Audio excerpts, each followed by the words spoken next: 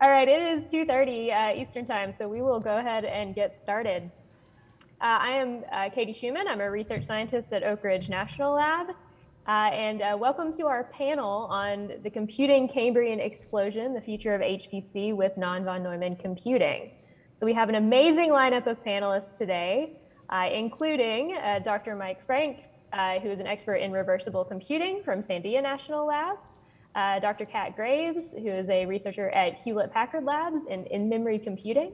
Dr. Jennifer Hasler is a professor at Georgia Institute of Technology, and she focuses on analog computing, as you can see from her holding up the chip there. Dr. Travis Humble, who is a researcher in quantum computing at Oak Ridge National Lab. Dr. Durisha Kudi from the University of Texas San Antonio, who is a researcher in neuromorphic computing. And Dr. Adwet Madhavan, who is a researcher at the University of Maryland and at NIST. He is a researcher in temporal and stochastic computing. So we are not normal attendees of supercomputing, many of us, but we wanted to bring our research areas to you to talk about what the future of HPC might look like with different types of computing platforms. And when we're talking about HPC, we're not just talking about supercomputers, but we're also thinking about the cloud and other large-scale high-performing systems. So in our panel, we're going to start with a collection of position statements. These are pre-recorded, so we'll all turn our videos off for those to play, and then we'll get started with some questions. Please feel free to put your questions in the Slido throughout, and we will answer those as we get to them. All right, let's start the video.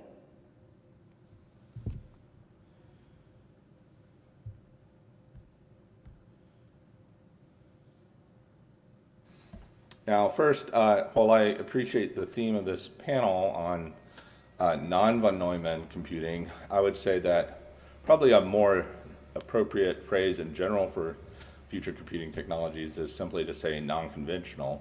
And that's because, you know, the distinction around von Neumann architectures, I mean, the key characteristic is really just that you have some central processing unit separated from a memory that can hold instructions and our data. And, you know, so that's an architectural characteristic. But although it's common, we actually have had non-von Neumann processing architectures for a long time. And even going back pre-CMOS to the early electronic computers such as Colossus that was used for code breaking in World War II, it had what you could consider a systolic array architecture, which was not really a von Neumann architecture. In fact, this was before von Neumann's paper. So, you know, of course it was non-von Neumann. And those architectures still exist today and are used for various functions in signal processing and can be used for linear algebra. We also have field programmable gate arrays, which are used in many applications. We have emerging things like coarse-grained reconfigurable arrays, and even digital implementations of spiking neural architectures like True North and Loihi. So, you know, we've already had non-von Neumann architectures for a while, and reversible computing is doing something different, though. It's a general non-conventional computing paradigm that can improve efficiency of all digital computing, and that includes von Neumann processors, if you want to apply it to that, as well as all of these types of non-von Neumann architectures, as well as all special purpose digital circuits and systems that you can imagine, IP blocks or ASICs or SoCs for any application. And some people also don't appreciate that reversible computing applies to all information processing, including communication and memory functions. But this question of whether you're separating processing from memory is really completely orthogonal to whether you're using reversible techniques. And so, you know, it's not properly a specifically non-von Neumann technique, although it can be used for that. But the key selling point is really that you can prove from fundamental physics that the only way to improve energy efficiency of digital computing and therefore cost efficiency beyond a certain point is to do reversible computing. And there are no limits, as far as we know, to how far that can go. Just to quickly address some of the panel questions, I would say the key near-term research challenge to apply reversible computing for HPC applications is to do high-quality energy recovery by doing some good package level integration of high-Q integrated resonators, and we actually have a patent pending right now on a resonator circuit that's suitable for this. But in terms of what applications this could impact, it's essentially any parallelizable workload that you can imagine. As long as device level cost efficiency keeps improving, the overall cost efficiency of reversible approaches will continue improving. Whereas for non-reversible computing, you're never going to be able to get beyond a certain point in energy efficiency and therefore cost efficiency for the whole system for lifetime operation. It's more or less compatible with existing programming models, although they do need to be upgraded to support the constraint of reversibility, first at low levels and then at higher levels. And in the meantime, software can ease integration by allowing you to design reversible hardware with improved EDA tool suites extended for this purpose. The main manufacturing challenge is just what I mentioned, to continue reducing the manufacturing cost per device, because this lets you do things like stack up multiple layers of devices in 3D without exceeding cooling constraints. And the performance of a reversible system I showed way back in '97 can scale up with the square root of thickness at least, whereas it can't scale up at all beyond a certain point for conventional architectures. And I would say the main benefit compared to drop-in replacement of standard logic gates is that the long-term improvements that you can get are not fundamentally limited, whereas they are limited by Landauer's principle for conventional logic. And as I mentioned, the key trade-off is just this one between energy efficiency, and you can buy that by improving manufacturing cost efficiency, and so then you can improve overall system energy and operating cost efficiency. And that's it, and I'd be happy to take questions during the Q&A. Hi there, my name is Kat Graves, and I am a principal research scientist at Hewlett-Packard Labs. And my research group focuses on creating and prototyping new computational hardware accelerators, leveraging some exciting emerging devices like resistive memory.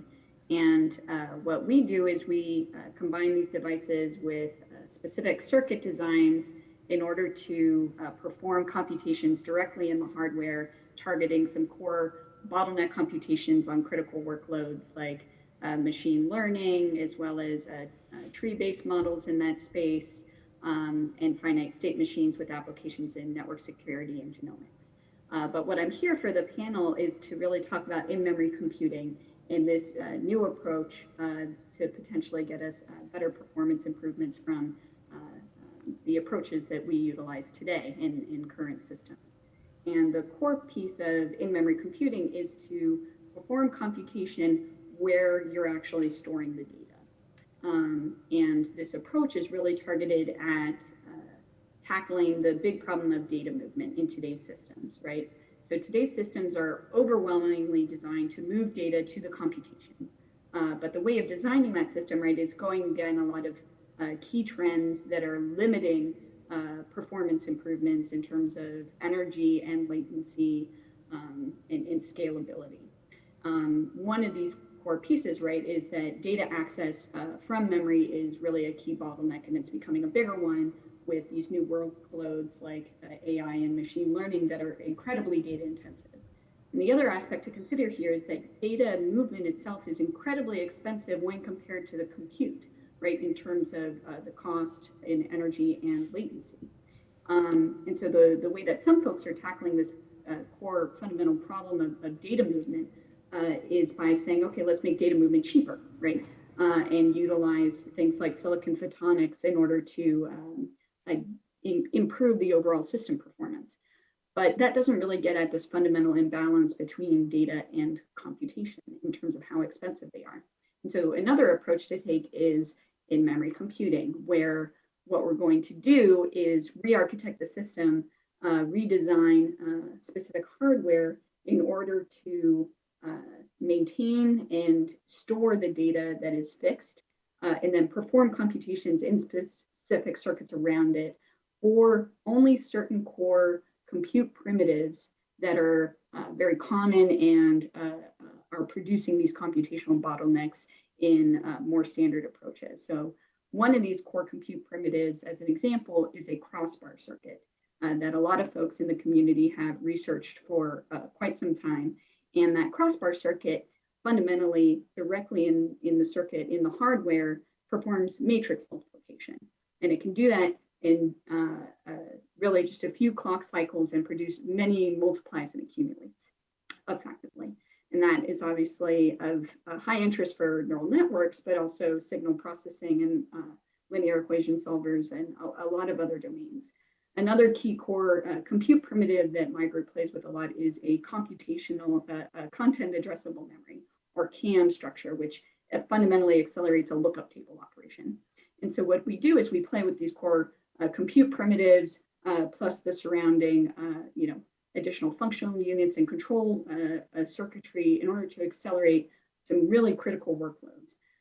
But fundamentally changing the computing approach to something like this more data flow architecture approach of in-memory computing is really targeted at some of those, that core hurdle of data movement.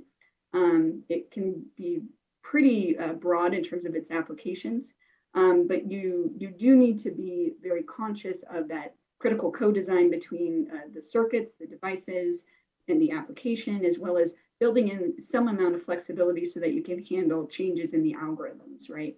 And so it's a challenging field and approach, but it has a large potential upside in terms of performance gains of 100x and these kinds of things. So it's highly interesting for some really specific computations that we're targeting. So really excited for the panel and excited to hear from my other panelists and from you more in this topic. Thanks.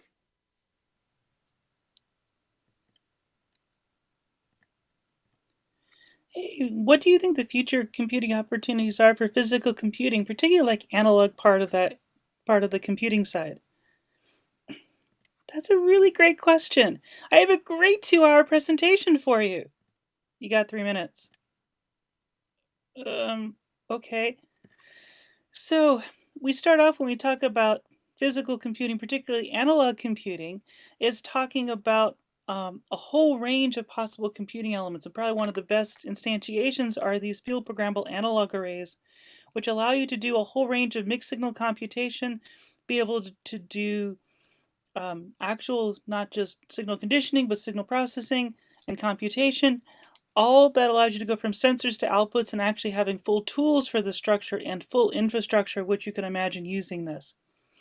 That leads to a question of asking what kind of demonstrations, what type of computing could you imagine having in these spaces?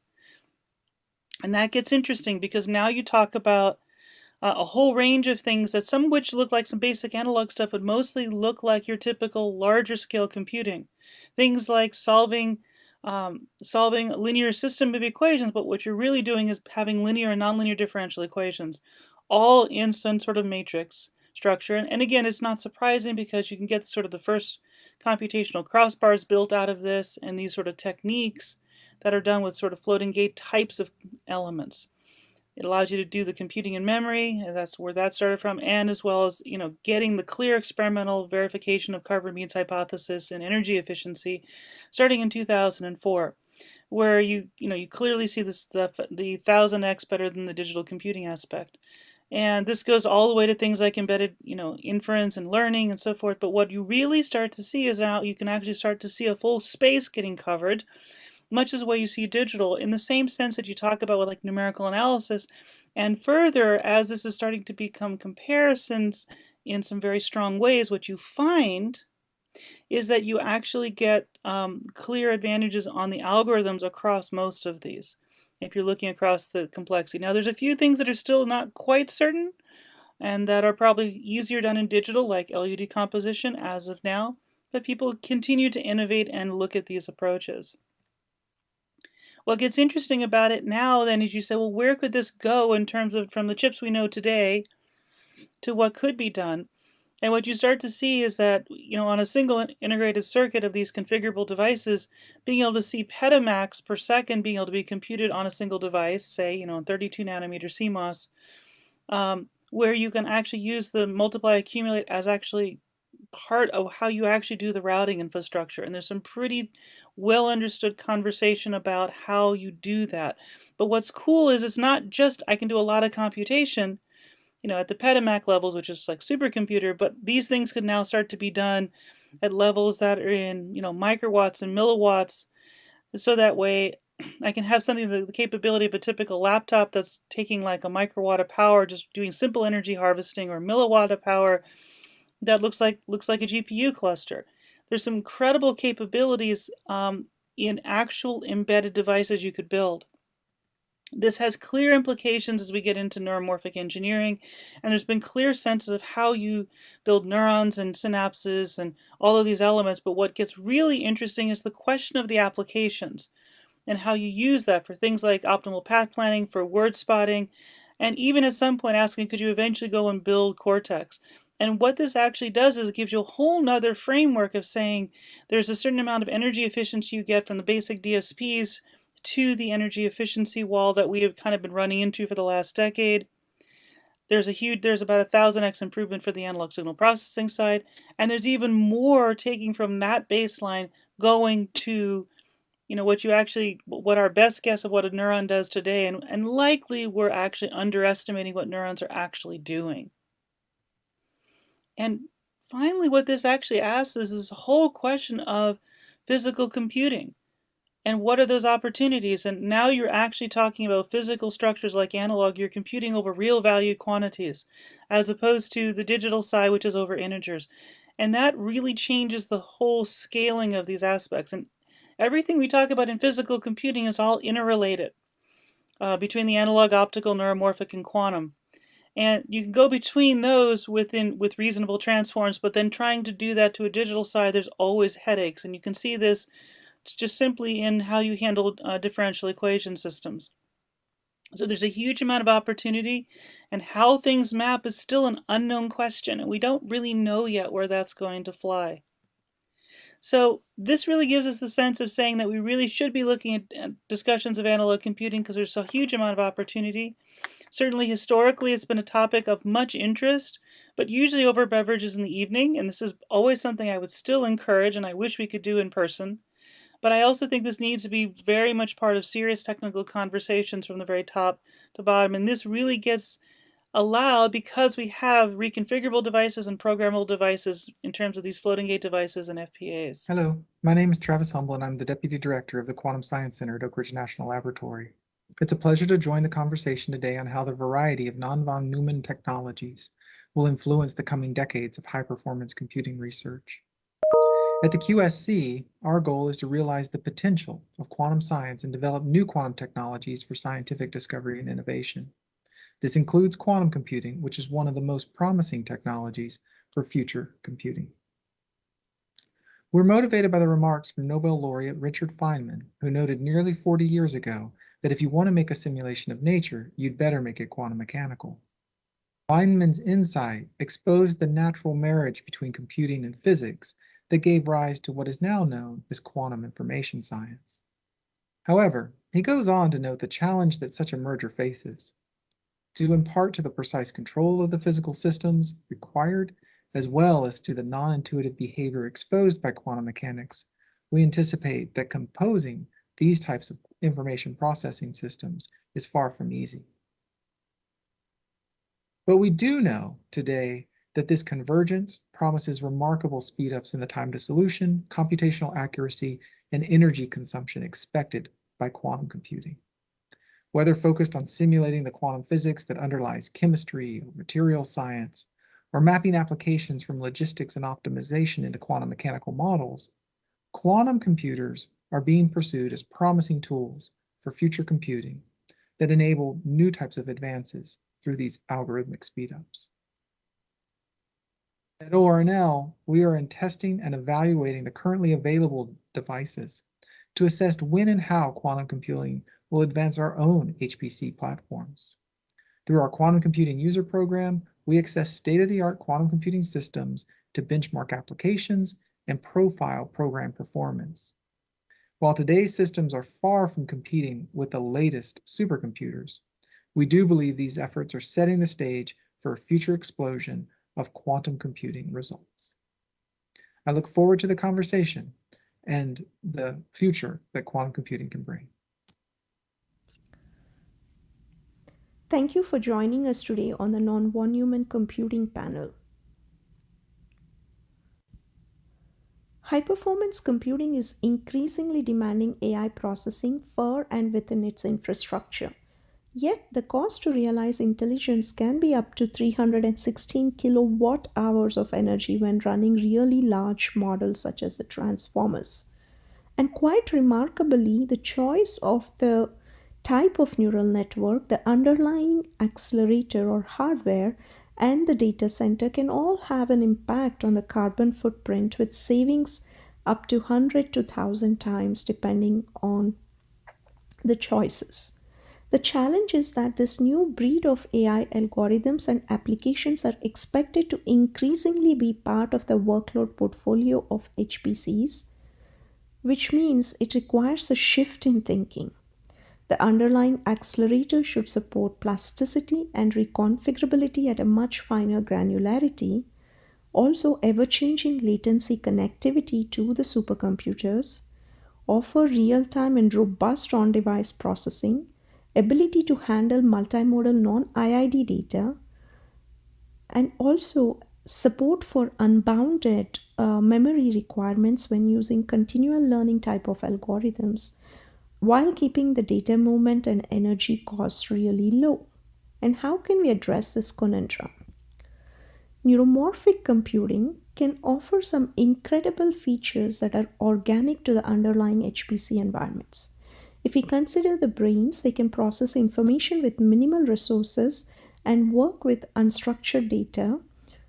Compared to von Neumann computing systems, it is an exemplary complex system built on several unreliable components, so it offers us robustness, energy efficiency, and plasticity. And for the purpose of this panel, neuromorphic computing is defined right here, where it could be an analog, digital, or mixed signal IC system that either emulates or mimics neurobiological systems. And this sentiment is reverberated by Kawami, Temis Hasibi, and von Neumann himself in his last manuscript. And such emulation of the brain at various levels of abstraction, such as cortical regions, subcortical regions, or plasticity mechanisms, can solve different tasks very efficiently. Here I showcase few exemplary systems from our research group that address this von Neumann bottleneck and utilize both CMOS and CMOS memristor technologies. A spiking lifelong learning system that can learn without any task knowledge on the left, an on-device learning system that is robust to variations and noise, a model inspired by the insect brain, and an accelerator inspired by the neocortex with low data moment cost and energy budget. These models and architectures use co-design approaches. Thank you, and I look forward to having more discussion about neuromorphic computing with you.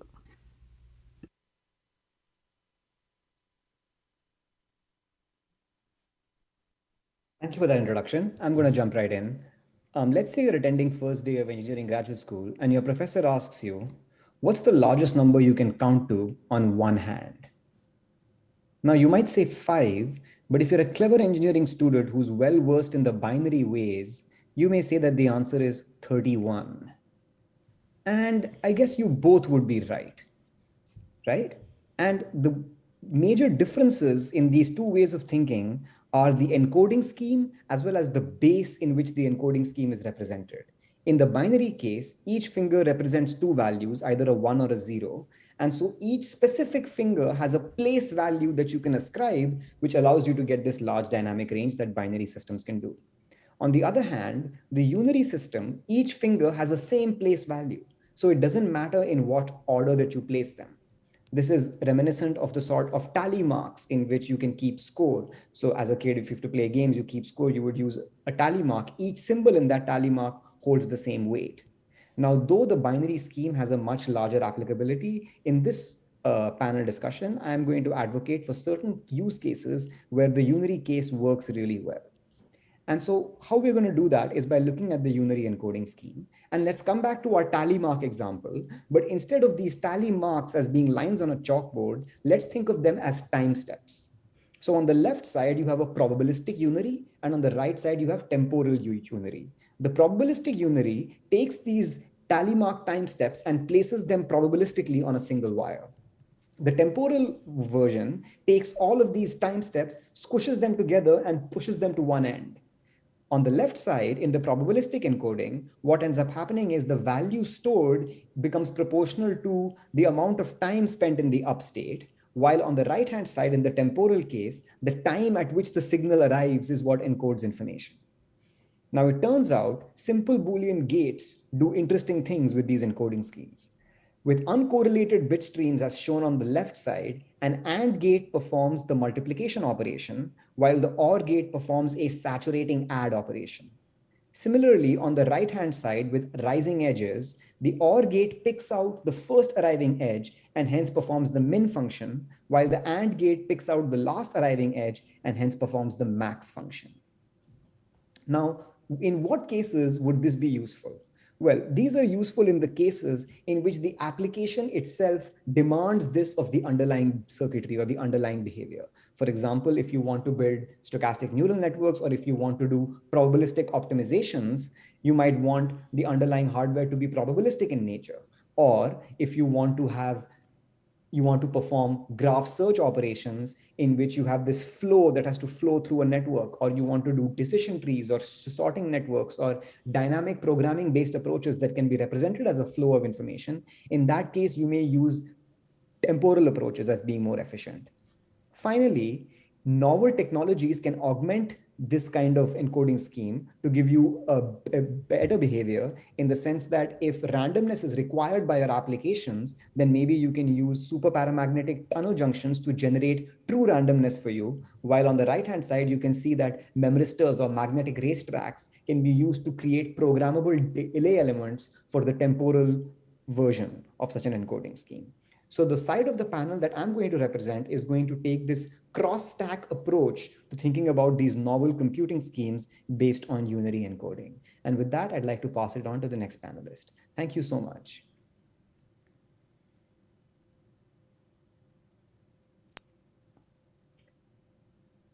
Thank you to all of our panelists for their opening position statements. I hope that educated you all a little bit on the technologies that we're going to be talking about today. So we'll go ahead and get started with one of our first questions for the panel, which is, what are the key research challenges to realizing your technology today? What has kept it from being a part of the HPC computing landscape up until this point? And what needs to be overcome in order to see it in an HPC system in the future? So Mike, let's start with you. What about reversible computing?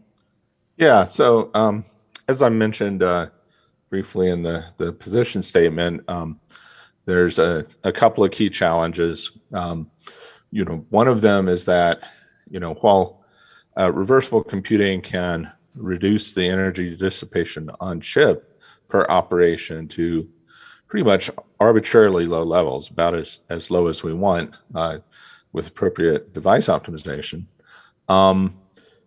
there's still dynamical energy, right, that needs to flow on and off of the chip in order to drive the logic transitions. And so you're only saving energy overall if you can recover the dynamical energy and reuse it, right? And so the way that we do that, or one way to do that, is through a high quality resonator that's tightly coupled to the chip. And unfortunately, there hasn't been much work on this problem until fairly recently. We've had a project at Sandia funded by the Department of Energy for several years, and one of the goals of that project is to actually design circuits that can do energy recovery efficiently.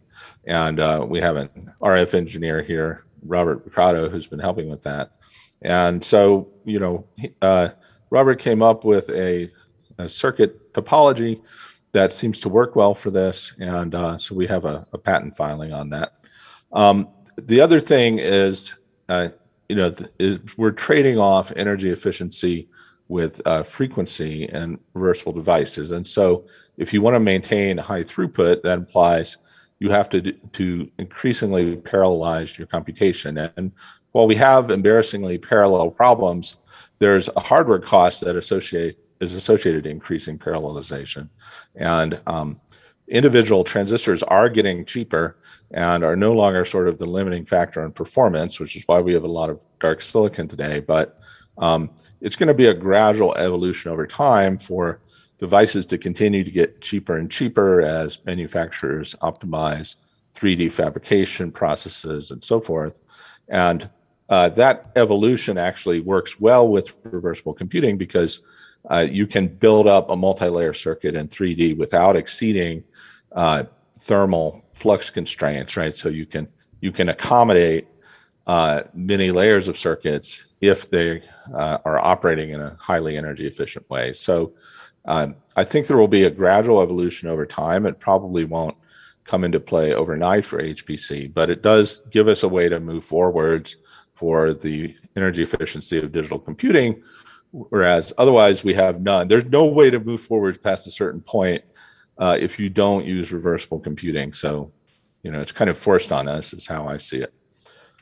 Yeah, thanks for the insight on the recent research results in that area. So, Kat, obviously there's a lot of opportunity for in-memory computing with the issues associated with data movement in today's systems. What's the key research challenge for realizing in-memory computing for future supercomputers and HPC systems? Yeah, I think it's really twofold. It's a very interesting field, and a lot of people developing different approaches and targeting different problems with different devices and underlying device structures. And the key problem is really abstraction.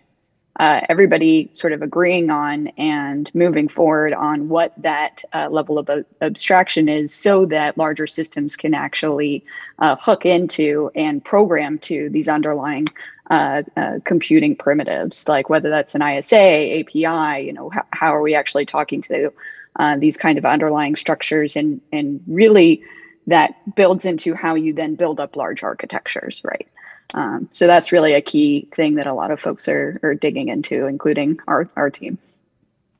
Yeah, I think that understanding what those new APIs and abstractions should look like is a common challenge for a lot of our technologies that we're talking about today. So Jennifer, you talked a lot about potential applications for analog computing and the opportunities in energy efficiency. What are the key challenges that you see for putting analog into future HPC systems? Oh, you're muted. Thank you. Sorry. And yeah, I know I covered a bunch of things fast in my short talk, my short statement, but I think for us the biggest questions are really the high-level tool questions. We've been, you know, I think if you were to look at, and that's kind of been built on the fact that we have all these large-scale devices, and at least and I would absolutely love to see them scale, and those are certainly short-term questions. There's questions about abstraction, but even there's really good progress over the last 5, 6, 7 years on that. I think the real question is, how do you start doing synthesizable tools? I think that's the last big question to really cross. The other big question is really learning how to design with nonlinear dynamics and kind of building those bridges. Those become, I think, the two remaining questions that I see on the horizon that we need to figure out. I think there's definitely a lot of opportunity to leverage those in applications of interest to this community, but defining the right abstractions is absolutely going to be a challenge. So Travis, you mentioned that quantum computing is already part of the Oak Ridge Leadership Computing Facility. What are the research challenges that you all are encountering as you're starting to think about quantum as being part of a future HPC system? There's quite a few. Perhaps one of the most significant ones is that there's no single quantum technology at the moment. Quantum is going through its own evolutionary process of trying to find the best hardware platform. 5 years ago, things like the user program at Oak Ridge simply weren't possible. So we've seen a very rapid growth. So that's a good sign, but it's still a challenge just given the limited size and scale and efficiency of those devices. The second challenge, though, is understanding what to do with them. The development of new applications, especially ones that may demonstrate what we call quantum advantage. You know, what can a quantum computer do that we can't do with any of the other approaches we're talking about? That's yet to be validated experimentally. And so getting to that milestone is going to be a huge step forward in the field. Yeah, I think that we need the analog of the quantum advantage for all of our different technologies to understand what the appropriate application space is going to be for those. Durisha, I think the hardware availability for neuromorphic has also come a long way in the recent years, but I think there are still key challenges as a researcher in the field myself for realizing neuromorphic systems in future HPC. What do you see as the key challenge?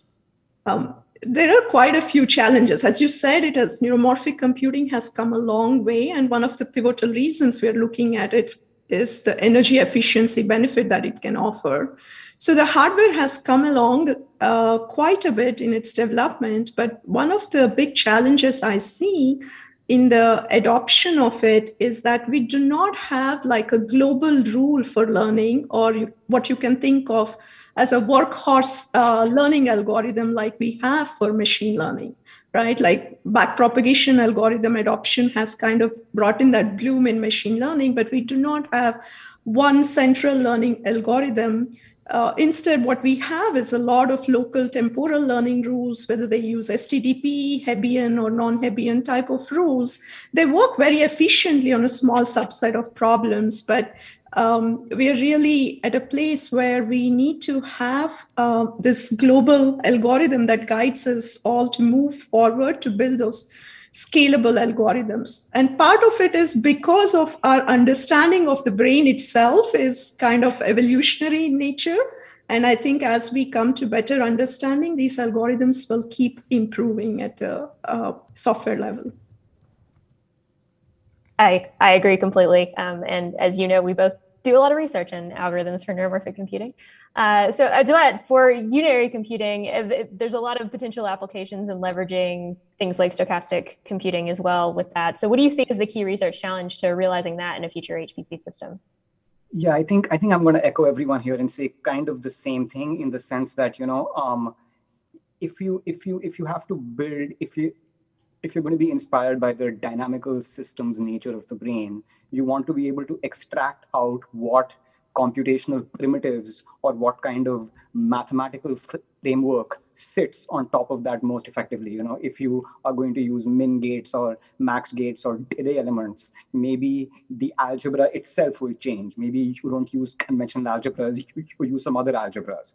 And so basically, you know, if you have a new mathematical framework that can describe a certain set of problems that can, you know, go across the entire stack, then maybe, you know, the stack is not fragmented in terms of applications that go all the way down, but you have, you know, certain chunks that you can clunk up together and say, okay, this encoding scheme works well for these kind of applications, this encoding scheme works well for these kind of applications. Now let's chunk it up together and, you know, have the stack to be more coherent and less fragmented. I think that would be one big challenge, as well as maybe new emerging technologies and, you know, high yield and high reproducibility for new emerging technologies to be integrated with these tools. Yeah, definitely. I think manufacturing is a key challenge for several of these technologies as we're looking at new devices and materials. So I'm going to jump to one of the questions from the audience. So thanks for putting in your questions. Please keep doing that and upvoting the ones that you'd most like to see the answers to. This question is very much targeted towards Jennifer. FPAAs have been around for quite a long time. Why weren't they pushed more towards the industrial market? What is the maturity level of the technology? Oh, that is a really good question. So yeah, I mean, are they getting pushed towards commercial? I think people are trying to. I mean, you know, you can even see ones where people are starting to, these are actually ones you can actually get your hands on now if you wanted to. But it took a while for a couple things to happen. One is you had to get enough complexity for them to be interesting, which meant they had to be, it couldn't just be, here's a couple devices. It actually had to get beyond the analog designers to the system designers. If you don't do that, you'll never win. Analog designers are artistic, and nothing you'll do will ever be better than what they can build. Just, that's the reality. So that's number one right off the bat. The number two thing is that you had to get to that level, but you also had to build at least enough of a framework that people could do computing. And that's really started to happen in the last 5, 6, 7 years. And again, you'd had to get the devices to a complexity level where you could even ask computing. And now you can do that. And so I think the opportunity for commercial opportunity is there. The question then becomes, how do you do the business case and how do you create that? Which is also interesting, because as I ask people about these all the time, everyone says, well, clearly if I have it, I would use it. You know, if they're available, we'd use them in everything. I'm like, great.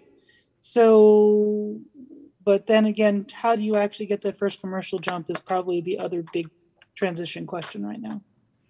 That leads really nicely into another question from the audience, which is, what do the learning curves look like for these types of systems? Are there resources out there for an interested novice? So I'm just going to go around. I'm going to put people on the spot. Mike, are there resources for people to learn about reversible computing? Yeah, I mean, of course, there's the primary literature, and you can find most of that through Google Scholar, for example. But in terms of textbooks, I mean, there are a few books relating to reversible computing, but there's really not a solid one yet on the engineering aspects of how you take it from sort of theory to practical systems, right? And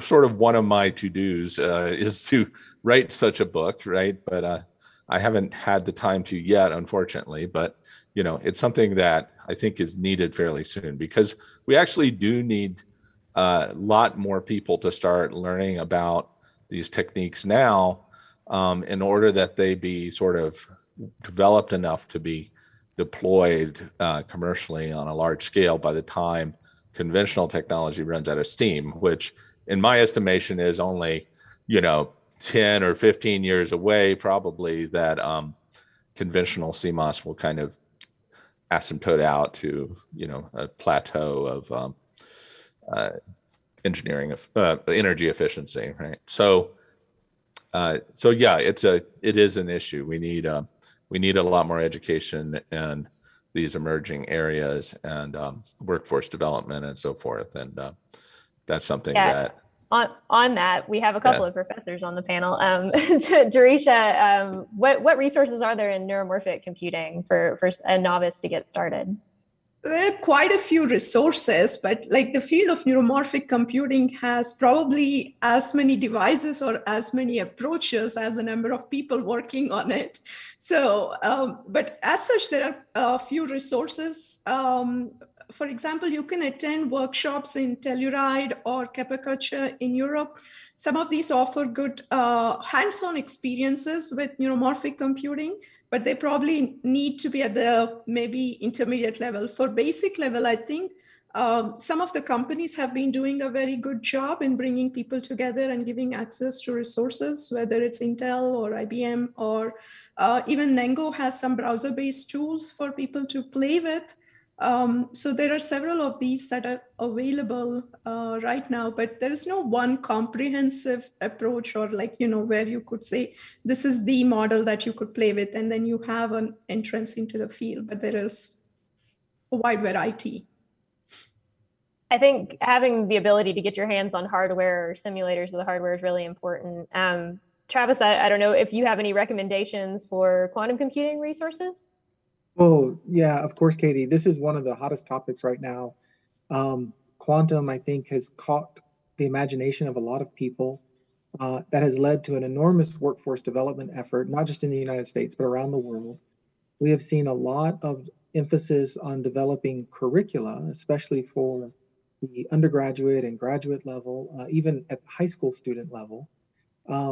But the online resources at the moment tend to come either from universities that have posted those online, open courses, if you will, or through videos, things like YouTube and other venues where they give, presentation seminars on some of the basic topics. But we've yet to really see what I think are easily accessible textbooks and training material for people who aren't engaged in a full year's course. The other thing I'll mention is one of my,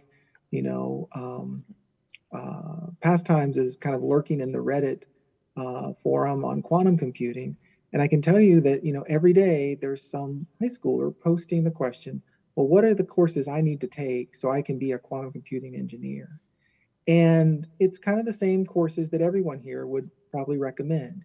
We'll take some computer science, take some electrical engineering, add in some physics. But we don't yet have a very clear understanding of what this technology looks even 5 years from now. So it's difficult to pin exactly what you should be doing today in anticipation of that. So I think this is one of the hot topics, and there's a lot of work going into figuring that out. Yeah, I think the biggest piece of advice is when you're entering in one of these emerging technology fields is just be ready to learn and continuously learn, because everything's changing all the time. Edwet, are there any resources for unary computing? Yeah, unary computing is probably not as well developed, to be completely honest. Stochastic computing has been around for a really long time, and even some temporal ideas have been around like since the 80s and stuff. But I don't think there's a coherent application set that is enthusiastic enough that gets enough people interested in doing specific things there. So I feel like one of the big exponentials that we kind of miss in the Moore's law is the exponential interest of people that adds into the exploration of these fields in some ways. So I feel like I need more exponential interest. I need more people to be able to be interested in this field to see where it goes. But it's still kind of new on that front, I would say. Yeah, we don't have as many tools as we would want or need. Yeah. And hopefully we're piquing the interest of some of the people in the audience today to explore some of these fields. Kat, what about you? Are there in-memory computing resources for people to get started? Well, one thing that's been interesting is in-memory computing, there's kind of this spectrum of the invasiveness, let's say, of the approach. There's a lot of people working in the sort of processing in memory or near memory computing space where you're already starting to see early commercial offerings like Samsung's high bandwidth memory that they just came out with this year. They've actually added a DPU to do some very specific processing operations on locally at the memory for accelerating a lot of AI and machine learning applications, as you might imagine, from a commercial standpoint. And so there's actually sort of pieces that people can get their hands on and sort of play with right now. A lot of the approach, though, from the architecture side has been to almost hide this under the hood. And how do we build the architecture and get the hooks in so that you can really just port the code naturally with compilers and stuff like this, so it's a little bit obfuscated from the programmer perspective, although that's when you need that abstraction layers and those intermediate representations. There's a bunch of resources out there. Oner Mutlu has a bunch of really interesting lectures on processing in memory and computing in memory approaches, more from that minimally invasive side. But then also groups like, IBM's Analog Computing, they have a crossbar simulator that you can play with if you want to, again, go after the neural networking applications and stuff like this. And we're starting to potentially open up our prototypes also for wide researchers to use from our lab as well. So hopefully we'll start to see more pieces of hardware for people to play with. Great. So hopefully we gave you all some homework to go check some of these things out in your spare time. So one of the questions from the audience actually leads really nicely into one of the topics we were planning to talk about anyway. So the question was, today's supercomputers can do 1 billion atom simulations or train Megatron at 0.5 trillion parameters. What new architectures are better at these tasks? And I think that really naturally maps into the question that we were intending to talk about, which is, are there HPC applications on which you anticipate your technology will achieve breakthrough performance? So Kat, I'm going to come right back to you on that one. I think there's some opportunity in AI and machine learning within memory computing, obviously, but I wanted to get your thoughts. Yeah, neural network processing is a big one that there's even a lot of chip startup companies looking at this space. Another really interesting area is genomics that a lot of people have been developing specialized architectures using either processing in memory or compute in memory approaches to accelerate. The optimization space is also really interesting with a lot of fun work. Folks actually leveraging device noise and inherent stochasticity for some of the pieces that we're looking at to accelerate those applications. And then graph processing workloads, people are starting to play with a lot. I haven't seen a nice sort of unifying approach there, but I think there's a lot of potential. It's anywhere where you can reformulate an algorithm to kind of have almost a stationary kernel that you can play with. And that's a lot of what we do, which is taking algorithms and reformulating them. A lot of say, dynamic programming algorithms can be reformulated into a lookup table form, and then I can actually put that on our hardware. So it's a range of spaces. I'm not exactly sure the particular algorithm or compute workload the person is mentioning, whether that's the Anton system or something like this. So we'd need to know that to answer that one directly.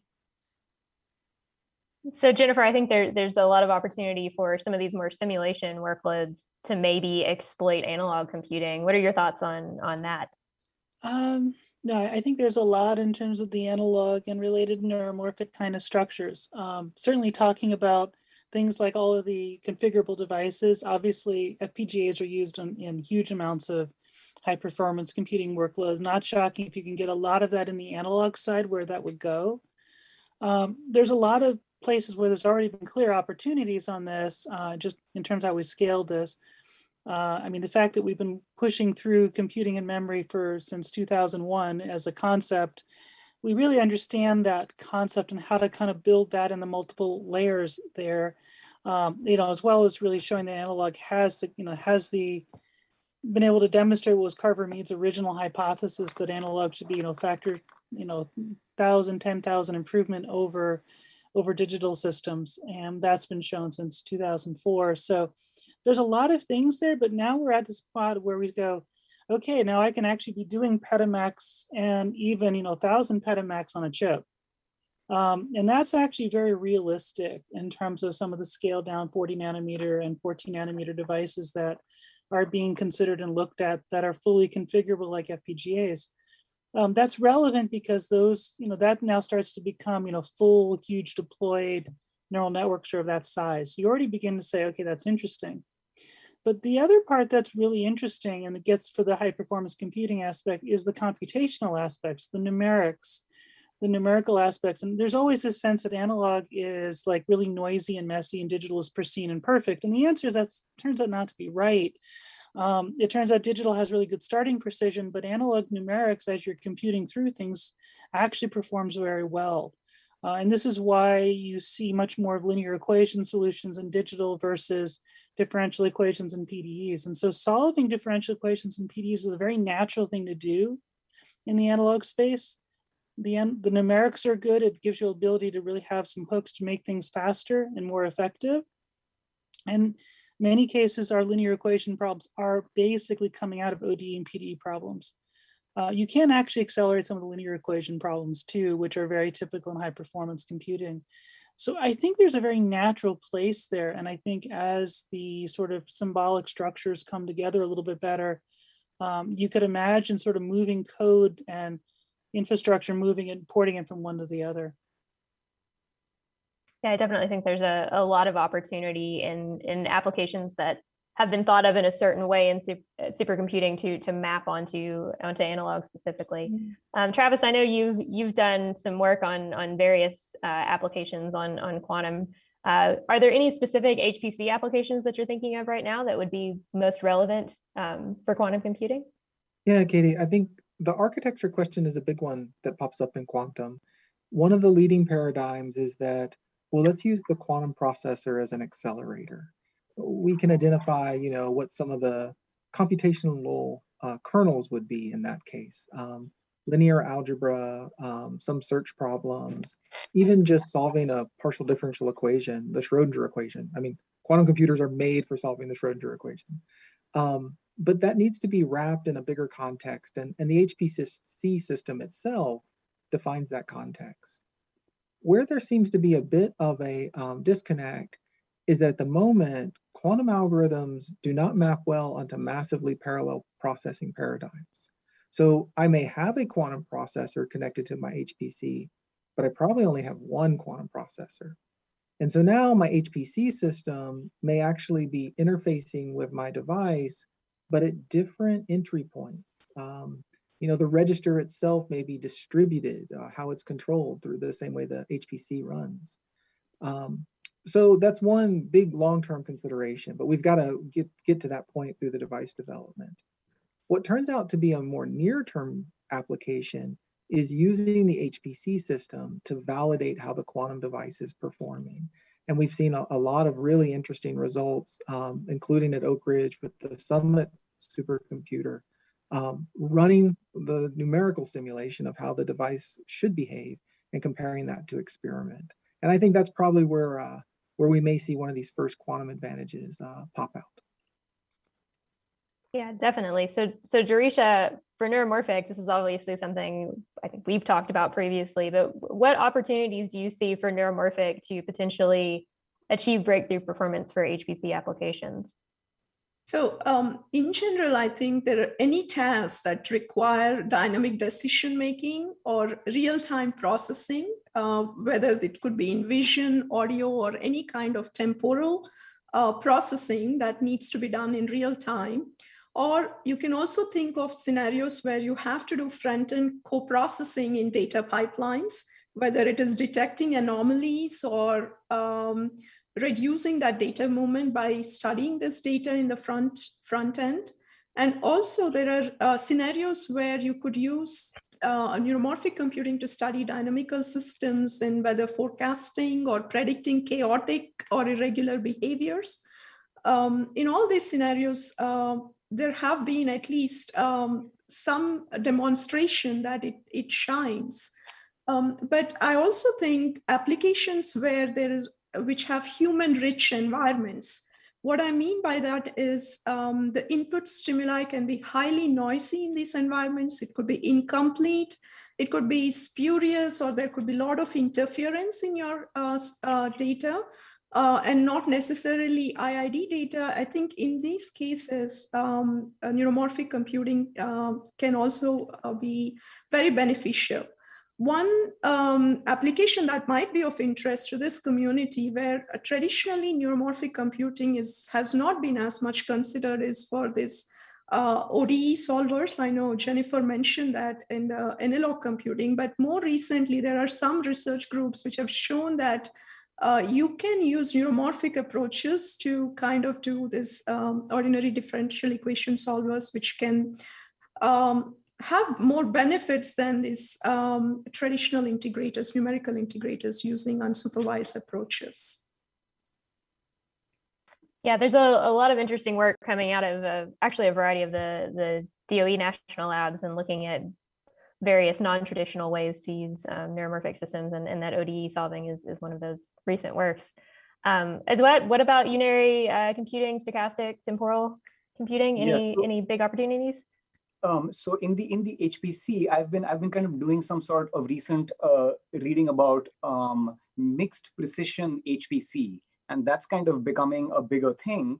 And so one of those, or like one or two of those ways in which that shows up. So there's this Oxford climate research group that's basically found that if you do low precision climate simulations, that is somehow better for a very specific kind of reason. So what they end up saying is that the kind of grid size at which climate is simulated now is about 100 kilometers. And inside that grid, they apply fixed physics equations like Navier-Stokes or things like that. But those fixed physics equations have self-similarity at some length scale. And so when you fix things under 100 kilometers, that sort of breaks that self-similarity. So they want to use stochastic approaches to sort of sample inside that 100 kilometer granularity.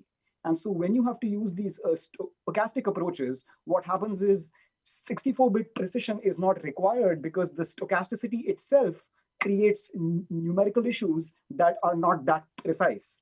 So basically they end up using 16-bit computing, and they've shown this on their Isambard system, which is the same core as the Fugaku, and they basically get 4x improvement on their ensemble. So they can basically predict Hurricane Laura's trajectory with sort of improved efficiency because they have a lower precision with more ensembles. And this kind of thing also shows up in stochastic rounding as well, in the sense that if you round always down or if you round always up, that's a fixed kind of a structure that's hidden underneath that carries forward all the way up to the top levels of the stack. And so if you can get stochasticity embedded in there, in that case, you can sort of get rid of these fixed behaviors at lower length scales that climb up into the hierarchy and cause issues at a higher length scale. So in that way, if you can build SMTJs into your stack, that gives you free true randomness in really small amounts. That may be one place where HPC can benefit from lower mixed precision or like stochastic stuff. And then even this kind of graph traversal and things like that for temporal approaches, I feel like that kind of fits really nicely into the temporal approach because of how wavefronts flow in graphs and things like that. So. Yeah, I think in these discussions, there's a lot of overlap in these technologies to maybe exploit in developing the new sort of software systems that can help us map onto the back ends. So Mike, what about you? What about reversible computing? Do you see an opportunity for a reversible computing system to achieve breakthrough performance on an HPC application? Yeah, let me start by directly addressing Joseph's application about scale. We're building exascale systems now, and the question is, can we even get to zettascale at some sort of reasonable cost level, right? So efficiency of sort of conventional digital doesn't have much room left. Maybe we can gain a factor of 10 through gate-all-around devices and 3D cell designs, like gate designs.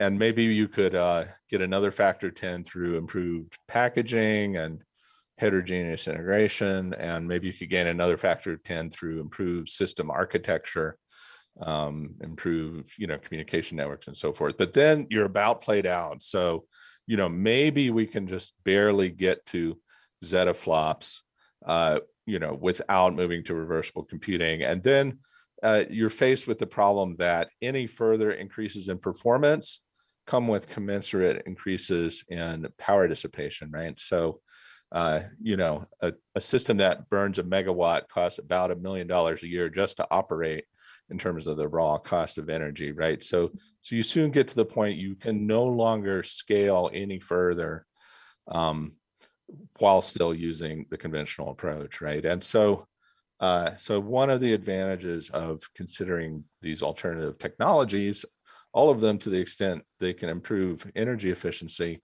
is that then it gives you a way to continue scaling aggregate performance of very large systems without blowing up your power budgets, right? And that's going to be important because computing already takes a fairly big chunk of total electrical power consumption, something like 10%, right? And so if you start to get to the point that you want to increase energy used for computation by more, you can't do many more factors of 10 if you're already at 10%, right? So either you have to increase the power intensity of the whole economy, right?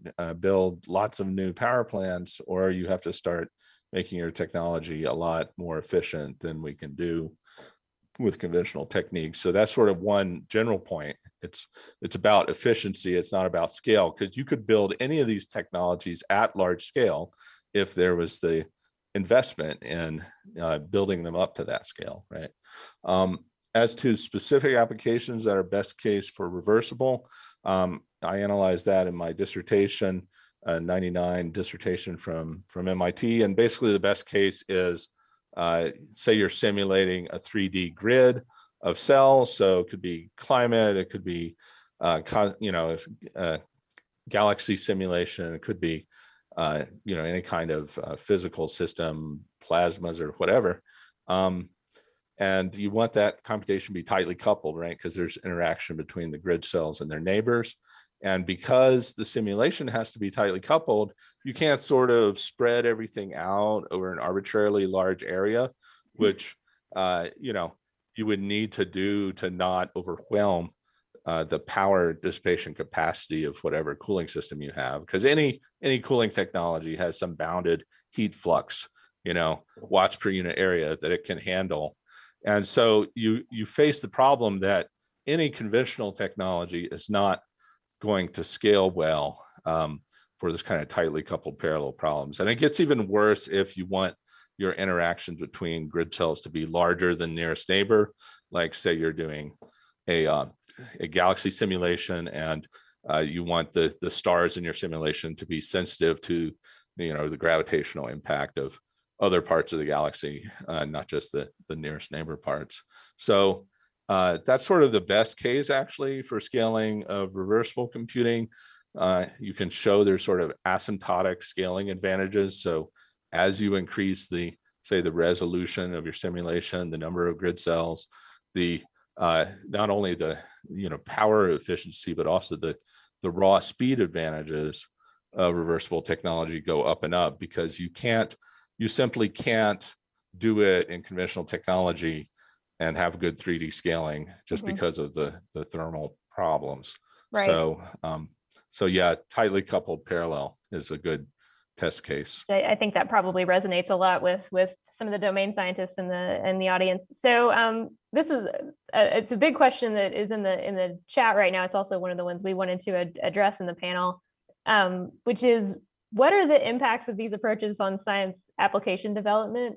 Are we going to have to do a full application rewrite to be able to utilize some of these systems? And this sort of gets at our, are we going to have to rethink how we program completely to be able to map problems to these different systems? So Travis, I was going to come to you for that one in thinking about how we can most effectively leverage quantum systems. And there's been a lot of work at Oak Ridge on compilers and mapping systems for quantum. Can you speak a little bit to that? Oh, of course. Yeah, I definitely think that probably for any new technology, there's some bit of rewriting that has to go on. I think quantum, in some ways, I hope this is just because it's so early in its development, it is a very difficult technology to enter into because of the quantum physics background that it kind of brings along with it. Quantum computing comes from a history of 100 years of quantum physics. It's a great reputation, but it has a lot of baggage. And so I think that over the time, we will start to see, maybe, I can't remember who it was earlier that emphasized the abstractions that are going to be needed to kind of push away the details of the technology itself so that the users don't have to worry about this stuff. That means we're going to have really smart middleware. In fact, listening to the last round of answers, and especially what Mike was saying, there may actually be models where all the technologies we talk about are being used to solve one problem, and I don't want to have to worry about programming that system. I want some really smart middleware to help me out with that. So I do think there's going to be a lot of rewriting, but I hope it's automated. And then, how do you measure the advantages or the performance gains you get? That's a whole nother can of worms. Yeah, definitely the metrics that we use to understand what the performance looks like, from speed to energy efficiency to whatever application performance in general, is really going to play a role in that. Jennifer, coming to you, figuring out how to leverage the fundamental properties of analog computing in software. Are we going to have to rethink programming completely to be able to do that, or can we leverage some of the existing tools today? I think that's a fair question. I mean, certainly I do agree that there's going to be some different comments on the energy efficiency and stuff, but I think that there's a lot of hope that there's a lot of things we do understand and can deal with. One of the big things in the analog is that you have so much more parallel processing power. And that's huge, but it's also, we already know to think about matrices and vectors and things like that in code. And so that works. And I think that there's a huge opportunity in asking those questions. And I think that there's some native things. And as we start looking at tools and more sophisticated compilers, which is already an active research right now to ask these questions, how do you start making smart compilers to find this stuff, which happens in digital HPC all the time? Some of that same stuff's going to get reused.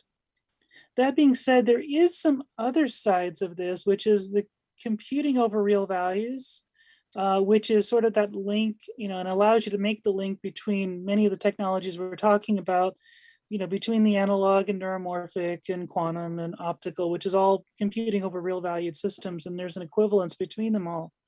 That's going to be a little bit different because that kind of gets you outside of your domain. But I still think there's a lot of things that we already naturally formulate, like differential equations and PDEs and so forth, that if we look at it at least from some sort of compiler level, we can probably translate this. And so I don't know if there's as much that needs to be rethought at the computing level or even at the conceptual level. I think a lot of that can be built up for people. But I do think there's going to be a long-term kind of rethinking about when is a problem solved. Normally we think a problem is solved when I can solve it with a set of linear equations. We might get to the stage where you say a problem is solved if I can write write PDEs of certain forms. And that in some ways might actually be a rich intellectual space as we're teaching and developing things.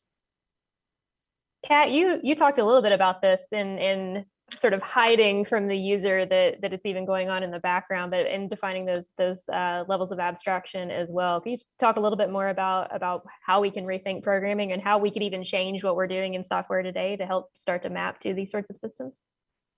Yeah, so I think we're doing bottoms up, but hopefully tops down. So hopefully we meet in the middle to make this work, right? Because fundamentally what we care about is getting something into practice, and so that people can use it. So from the bottoms up level, right, the point is to try to think of them as sort of fixed function accelerators that can hook into sort of existing platforms and existing code. And whether it looks like an accelerator or a coprocessor or even a standalone processor, I know people are looking at some of those different potential architectural approaches. From the tops down, the hope is to not need to rewrite the code. Some of that again is coming up with the right intermediate representations, and there's a lot of people looking at it in this space. Particularly for in-memory computing, it is also again that algorithmic reformulation. Can I think of turning these algorithms into another approach so that I can have that stationary kernel that could then be mapped to an underlying hardware accelerator. So trying to do it from both tops down and bottoms up in a couple of different ways to bridge that gap. Yeah, I think that the theme of trying to meet in the middle for these is a theme that goes across the technologies as well. So another question from the audience here is, are you working with domain scientists to explore potential applications for your technologies? So Darisha, I'm going to come to you first on this one. Neuromorphic has a very close tie with neuroscience, for example. Are there any other domain applications, or do you even want to talk about some of the neuroscience work that you might be doing with Neuromorphic? Yeah, so I think one of the research groups that I work very closely, of course, is the neuroscience team of researchers, whether it is trying to understand the connectivity in the brain to model the algorithms or systems, or whether it is to understand the processing or the learning mechanisms itself.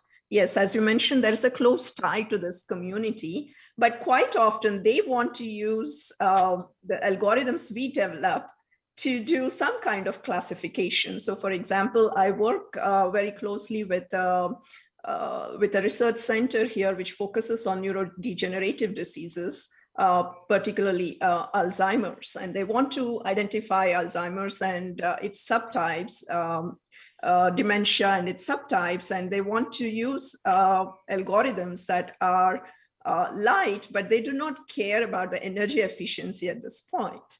But when they see this close ties of this algorithm, of the neuromorphic algorithms or systems, I'm talking more at the algorithm level here, not as much at the hardware level, but when they see these close ties, I think they're naturally leaning and tending to use or showing more interest is what I'm noticing recently, to use these type of algorithms, especially when there is more spatio-temporal behavior to the input stimuli. They're tending to see the benefits and trying to use neuromorphic algorithms in those contexts. And there are biomedical applications, researchers in biomedical community, which who are starting to express interest again in types of classifying the different cell types or other things that they're doing in stem cell research or in organoid research. So it is kind of a bidirectional benefit is what I would say with working with these communities. I understand personally a lot more about the science behind some of these theories that we use to emulate behaviors in the algorithms. At the same time, some of the algorithms can benefit them in these tasks. Before I move on from that one, does anybody have any other scientific applications they'd like to highlight and what they're working on? I think this is a rich area and I don't want to leave anything on the table.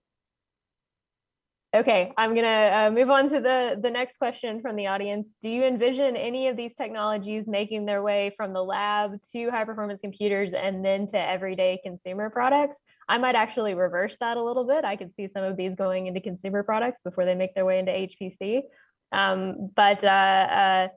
Let's go with Advet. Do you have a path or trajectory for unary and stochastic and temporal computing? Yeah, so you know, one kind of interesting sort of just an example that if I can take, you know, if you have to solve a maze, one way to solve a maze is to sort of pour some water into the input and wait until the water gets to the output of the maze and just count the amount of time steps it takes for that to happen, because the water is going to find the shortest path on its own. And so basically, if you can implement these kind of structures with delay elements that, you know, account for the weighted edges and OR gates as first arrival selections, you can actually end up building extremely elegant digital only. So in the sense that the amount of capacitance that has to be sort of charged up is just half CV square on every iteration. And then you can kind of chain these things into one flow of a wavefront through a graph. You know, so basically that kind of graph traversal type applications, you know, map very well to dynamic programming. There's a whole host of applications that can be mapped to generalizable shapes of graphs. So basically, one thing that I've been working on specifically is an all-to-all connected graph kernel that is temporally sort of coded. So you can have a wavefront of inputs that shows where your global water wave has reached in the maze, and that can be fed into this graph through iterations, and then the output waves can then be tracked and saved and stored. So I feel like graph traversal is probably one really interesting application, which I think temporal computing could do really well for at different scales. But for a pathway, that's a long answer. I don't want to hog all the time here. I'm going to let somebody else say something, but we can talk about that at some other point, I guess. Yeah. I think some of the technologies are in various stages of development. So Kat is our industry representative here. What are your thoughts on the path for in-memory computing? Where do you think it's going to appear first? Is it going to go into HPC from the lab, or is it going to go into the cloud or some other computing platform? Yeah, you know, and I think depending on where we are on that invasiveness of approach scale, things are already starting to percolate and show up with early sort of commercial offerings. You know, I mentioned the Samsung high bandwidth memory that has the DPU attached to it for some simple operations. There's also like UPMEM and stuff like that are coming from the memory DIMM side. But fixed function accelerators, right? They already kind of exist. Some of these approaches likely almost in mobile applications, but there's also several sort of startups really on the chip side that are also working at more that sort of edge, low power, less than 5 watts envelope for you know, event detection and very efficient processing of neural networks on the edge. And so I think we're starting to see, you know, these kinds of approaches trickle in, and a lot of them are just happening kind of under the hood, let's say. So I think, yeah, time will really tell in the next couple of years. Just because I'm curious, Travis, do you see a path for quantum to end up at my house at some point? I do. You know, you and I may be a little bit older by the time that happens, but it is certainly within the feasibility of the technology. Like I said earlier, there's a lot of different approaches being considered. Some of them do require very substantial infrastructure, cryogenic cooling, vacuums, shielding, that are unlikely to end up in our homes. But there are other technologies, things based on photonics or room temperature nitrogen vacancies, that may find special niche applications, security systems, sensing, monitoring systems. But I do think that the dominant focus at the moment is setting up things like quantum data centers where we have cloud access, and that can enable things like mapping and search and other applications that are just a phone away from being part of our lives. So that's probably on the 10-year horizon is kind of what I'm betting on at the moment. So don't start cleaning out the garage just yet. I think we still got time. All right, so we've got about 10 minutes left, so I want to make sure we have time to go around the table one more time to get sort of last thoughts from everybody about where you see the future of your technology in the HPC environment. There's a lot of questions we didn't get a chance to talk about over the course of the panel, so if there's anything in particular that you would like to highlight, now would be the time. So Mike, why don't we start with you and some of your last thoughts? Yeah, I think in relation to the last question too, you may be right that the first applications of some of these technologies may not be in HPC per se, but you could see them coming into play in application areas where there are requirements for extreme energy efficiency. And so for reversible computing, for example, one entity that's expressed interest in it is the Air Force for use on spacecraft, satellites, and so forth, because it's hard to get rid of heat in space since you're surrounded by vacuum. So there's a premium for highly energy efficient technologies in that environment. Another potential application which relates to Travis's area is in control circuits for quantum computing, because if you've got some electronics that you want to run at very low temperature stages in a dilution refrigerator, for example, then that technology has to be extremely energy efficient, because there's not much heat removal capacity in those kinds of environments. And not to mention that every watt that you dissipate at 4 kelvins becomes like a kilowatt at room temperature, for example. And if you go to lower temperatures, the overheads are even worse. So I think there's maybe a role for cryogenic reversible technology to find applications in areas like that relatively soon, just because of the demand for extreme energy efficiency. But I do think it will work its way into HPC eventually. It might not happen until we really do get to the limits of what conventional technology can do in terms of its energy efficiency, which again is maybe about 10 or 15 years out, I would guess. But it's the sort of thing that we need to start thinking about these things now. If everyone just waits until conventional digital has hit a brick wall before they start looking at these alternative technologies, then there's going to be a period of stagnation where technology is just not improving, right? And that might make people pessimistic about future computing in general. So I would encourage entities that invest in computing technology to look ahead at what they're going to need when the conventional approach hits the wall. So I think that's why now is a perfect time to begin developing some of the areas we saw on this panel in a lot more aggressive way. I will also use this opportunity to plug IEEE International Conference on Rebooting Computing, which Mike is the program co-chair for this year. If you're interested in learning more about these technologies, we would encourage you to check out that conference. It's coming up the week after Thanksgiving. Jennifer, exactly. coming to you on last thoughts for this audience. Oh, there's plenty of last thoughts. By the way, the one comment, just piggybacking on the last comment, was I do agree that cryo is an interesting place for putting energy efficient computing.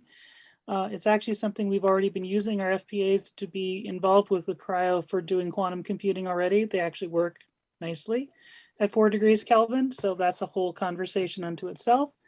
I think there's a lot of things there. I also do think, to Avid's comment, that there is also there's also some neuromorphic approaches of doing some of that fluid flow that he was talking about. And I think there's some, and I think one of that kind of leads, one of the big things is that I think it's good to have all of us communicating, because I think that I think it's a win-win situation across all of these technologies. There's equivalences and things between them, and I think that's actually something we want to be able to use. I also, a couple of things I will say is that I do think that these are possible structures on the analog side. There's so much has been built up that we now can start really looking at this in terms of tools, or looking at it in terms of how long will it won't take us long to get these hopefully commercial. I mean, we're asking those questions pretty aggressively. Those have often non-technical questions to them. But I do think we're talking about, general purpose architectures. Clearly machine learning is huge in this space. And when I say machine learning, neural networks, neuromorphic, all of that is keys to what we're doing here. And I think what's also very important is to realize that at least what we're talking the analog side, the stuff is still all in standard CMOS. And so we can play with the standard CMOS curve. All the floating gate stuff for all the memory is all standard CMOS. And so you got to kind of keep using this. And it's not like, oh, I need to worry about new materials, but certainly anything new you give me, I'll take it. So I think the opportunities are there. And I think as the tools come up, and the high level tools to do the translation, I think the ability to do high performance computing is not far away here, and could have impacts of thousands and hundreds of thousands improvement in energy efficiency and in processing speed, and these various issues. Thank you. Darisha, any last thoughts about neuromorphic computing for the audience? Yeah, I echo some of the things Jennifer just mentioned. I think there is this common thread that goes across all these technologies, and each of this has kind of a quadrant to play across in this computing application space. Neuromorphic, I think in general, can be beneficial for the HPC community, as I mentioned in my opening statement, and I want to reinforce that not only at the software level as algorithms that I mentioned, like which take this biological inspiration, but also the computational substrates that are coming out, the hardware that is coming out, right? So it's kind of a two-way advantage, but which can be further enhanced if we have good co-design mechanisms. I know, Katie, you're working on this, and there are a few other groups. So if there are good co-design mechanisms that can really take us from end to end across the stack to take benefits of the specific types of applications or the input stimuli that we are working with, neuromorphic computing can be extremely beneficial for HPC domain. Today, I think it's in a lot of ways, there is no one single universal model for neuromorphic computing, right? We rather have a kind of a family of models. Just like how we have the different cortical regions doing different types of processing. So how we kind of connect these models together and to kind of come up with a thread that works for a larger range of applications and scale it up. I think that would be an interesting challenge to work with. Eduet, last thoughts? I guess my last thoughts are kind of more random. It's kind of that I would say AI winter is coming, computing winter is coming, and I guess we need to keep our enthusiasm alive. And so how to keep enthusiasm alive for 10, 15 years, probably look to biology and keep looking to biology and keep trying to find some, exciting things in there that, keeps the enthusiasm alive, I guess. Because, I mean, making computers faster and more efficient for the next 10, 15 years might get a little bit boring. So, it might be interesting to sort of pull from some other fields. And I guess that's kind of my point, I guess. Yeah. Random is on brand for your field of research. Kat, last thoughts? Yeah, I agree with a lot of what Jennifer and Darisha have said. I think one thing that's interesting about, and our three fields kind of overlap definitely in a lot of different ways. What I think is going to be interesting, and I didn't delve into too much, which was sort of that potential for hardware software co-design and algorithmic co-design. And we're seeing, okay, these early adoptants or the early sort of testing the waters for some of these in-memory computing approaches. But meanwhile, down in the back of the pipeline, we're working on how do we create the hardware, provide the hooks directly into the hardware to actually enable learning algorithms directly into them. And so I think that there's going to be a lot of maybe opposite to Adwat, but a lot of really interesting ways that we can develop new hardware that's actually better suited to existing algorithms or some of these new breakthrough approaches. So I think that there's a lot to dive into there if folks are interested. And we are very, very short in time. Travis, last thoughts? Yeah, I would just say that I'm leaving our panel with two really, really useful insights for myself. The first was that Jennifer's use of stick figures in her slides was very engaging, and that's something I'm going to take and shamelessly borrow in the future. But the second is that I came in with a preconceived notion that we would be talking about the divergence of computing, and all of these different approaches are in some ways, splintering what computing is. But I think what I'm leaving with is the understanding that we're actually challenging the definition of what computing is. Basically fundamentally changing, what that paradigm means through all these different technologies. And I find that really exciting. So thank you so much, because this has been a great conversation. And I think those are two really good takeaways. So. Absolutely. Thank you to all of our panelists for your amazing insights over the last hour and a half. And thank you to all of our attendees for your engagement. You're welcome. Thank you for organizing this. Sure. Yes, thank you for organizing this and putting it all together. Okay. Thank you, Katie. Thanks, everybody. Thank you. Thank you. Bye.